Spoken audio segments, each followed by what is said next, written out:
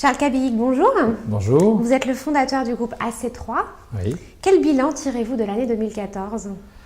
L'année 2014, je veux dire que c'est une année de reprise timide pour nos agents immobiliers, même si on voit qu'il y a eu beaucoup de remises en cause, de marchés qui ont été un peu turbulents. Mais globalement quand même, c'est une année où on sent que ça revient, que l'activité repart. Quelles sont les synergies qui existent entre AC3 et votre maison mère, GERCOP? Alors les synergies sont multiples. D'abord, elles sont territoriales parce qu'on est implanté un peu partout en France. Brest, Nancy, Lille, Paris, Marseille. Et après, elles sont produits parce qu'on a essayé de travailler, et ça va être une des missions principales de 2015, sur la convergence des métiers. Moi, je crois beaucoup au fait qu'un agent immobilier qui fait de la location, de la transaction, de la gestion, se bat pour avoir un fichier client et il a besoin d'animer ce fichier de manière globale. Moi, je suis locataire aujourd'hui, je serai primo-accédant demain, après-demain, je serai investisseur, et tout ça, ça participe d'une même vision, et on a à fournir les outils pour ça.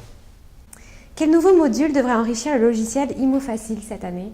Dans les choses les plus novatrices, on va lancer un système de formation permanente en webinar, libre d'accès à tout le monde. L'idée étant que les négociateurs, les assistantes prennent en main de plus en plus à la fois les outils, mais aussi des méthodes pour animer leurs fichiers et leurs clients. L'association des outils et de la méthode, c'est un moyen de développer son chiffre d'affaires, surtout quand le marché est difficile. Quand on achète un acquéreur entre 45 et 55 euros, si on n'est pas capable d'animer le fichier qu'on a déjà, en moyenne, une agence immobilière, ça a entre 2000 et 3000 clients en base. Ce stock-là, c'est un vivier, un terreau, et si on sait bien l'utiliser, le chiffre d'affaires s'envole.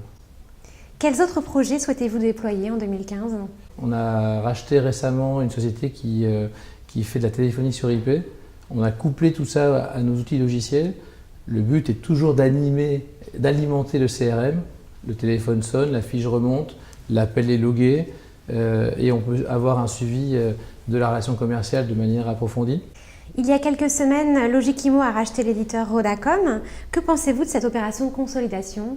C'est à double tranchant.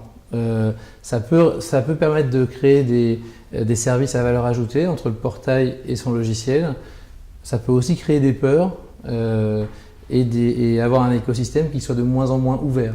Moi, je suis plutôt convaincu que la bonne stratégie, c'est plutôt d'avoir une plateforme ouverte où l'ensemble des partenaires peuvent venir se greffer à notre plateforme logicielle immobilière et où on peut créer du service pour nos clients.